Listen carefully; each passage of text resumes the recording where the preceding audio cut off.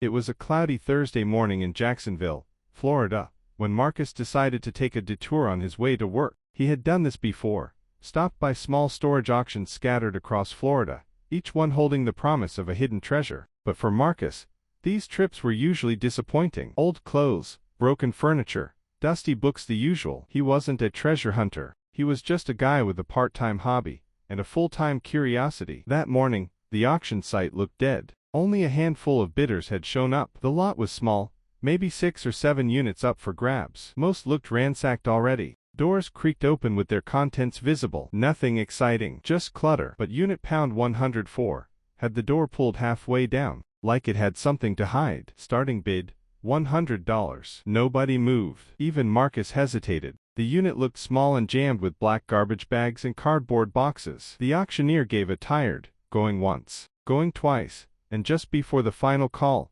Marcus raised his hand. 100, he said flatly. Sold. He didn't know why he did it. Maybe it was boredom, maybe instinct, or maybe it was that weird shimmer he thought he saw between the bags when the light hit them just right. Inside, the unit was a mess. Dust, mildew, a smell of paper and something metallic. The bags were heavy and soggy from age. Some had newspapers from the 80s. Others were full of old manuals, rotted magazines, and what looked like radio parts. Then he found the box. It was a small wooden case, the size of a showbox, tucked beneath a broken dining chair. The lid was carved with German text, barely readable under layers of grime and time. Inside, a red velvet lining, a tarnished bronze cross with a black center, and a folded piece of paper yellowed by decades. The metal was unlike anything Marcus had seen. At first, he thought it was just a reproduction, but something about the craftsmanship felt different. He took a few photos and posted them on a collector's forum later that night. The response: explosive. Messages flooded in. Offers came from Germany,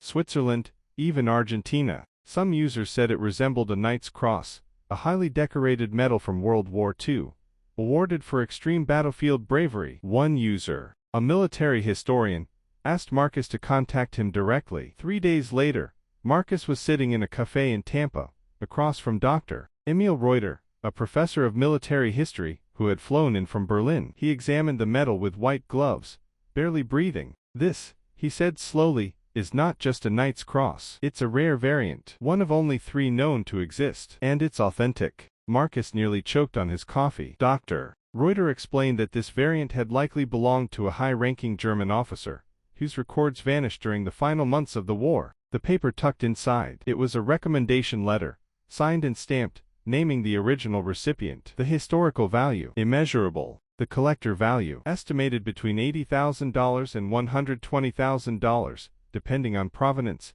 documentation, and market. Marcus walked out of the cafe shaking. He had spent $100 on a pile of garbage bags, and walked away with a piece of history that could pay off his student loans, his car, and maybe even a down payment on a house. News traveled fast. A local journalist picked up the story, then a national one. Suddenly, Marcus was on a morning show, holding the medal with gloves, telling a smiling host that sometimes, trash really is treasure. He didn't sell the medal right away. Offers came in hot, one reaching $150,000. But Marcus held off. He visited museums, consulted with lawyers, thought about legacy, about history, and what it means to own something so powerful. In the end, he decided to loan the medal to a private military museum in Chicago, with his name proudly displayed next to the case.